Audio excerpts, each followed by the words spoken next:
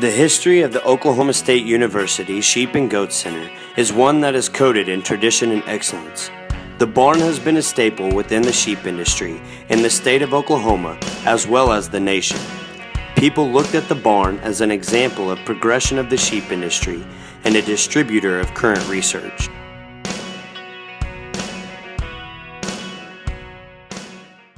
Traditionally, the Oklahoma State sheep barn has been concentrated on what we call frame sheep, or purebred breeding sheep, ones that have been traditionally fitted out and kind of clipped and molded into looking like nice animals. We ran 3 breeds here at the Oklahoma State sheep barn: Hamps, Suffolks, and Dorsets. Since then, there's been kind of a shift in the industry, maybe more towards club lamb crossbred type sheep. And to make ends meet and to really accomplish our goals of teaching, extension, and research, we've moved that flock closer to those club lamb type sheep. We still do have purebred Hamps and Suffolks and Dorsets here, but they've changed a little bit, and they're a little more modern and trendy in terms of their body type. They're a little smaller, thicker type sheep, and that really fits the industry a little bit better today. Some things that we're looking to do here in the future: we have added boar goats to our flock. We run about 35 boar goats, and the genetics come from Pfeiffer Farms and Chris Kellen and Pat Lyons and people of that sort, and they've been really generous in helping us establish that goat flock, and that's really going to be valuable here in the future. Some other things that we're thinking about doing: we've added 50 hair sheep, and they're a Katahdin cross.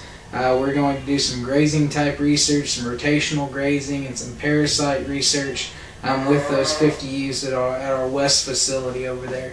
The hair sheep are very, very practical in terms of the way they function out in a pasture setting. They're really tough, they're really hardy type animals, and they'll eat about anything, to be quite honest, and really do a nice job keeping pastures clean and really just...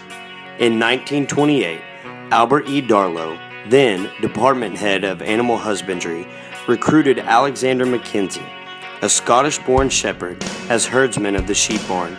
Within 2 years, McKenzie had taken the barn to new heights and was winning national shows with Oklahoma A&M sheep.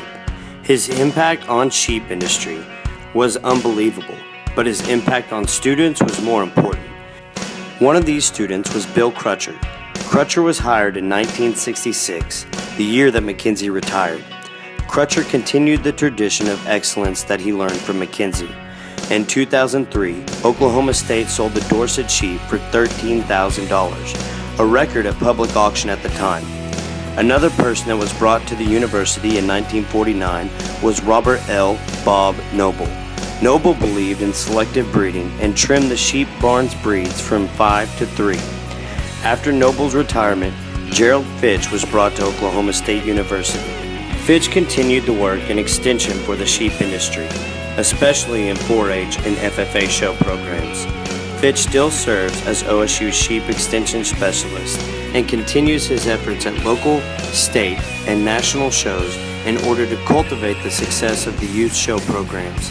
Since then, we have endured 2 herdsmen, Matt Kennedy and Darren Anashot. These 2 men have taken a hold of the club lamb industry and forever changed the future of the Oklahoma State University sheep barn.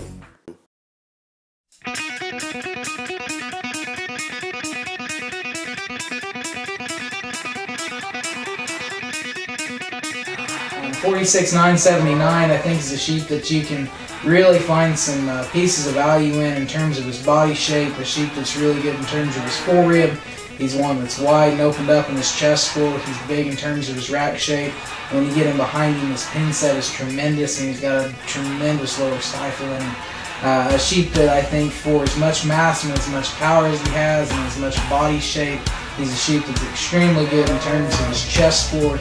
A sheep that's really strong and level in terms of his top line. And I think one that offers you a lot of skeletal quality as well. It's a sheep that's good on his feet and legs, and he's a really nice sheep that's really hard to pick a hole in.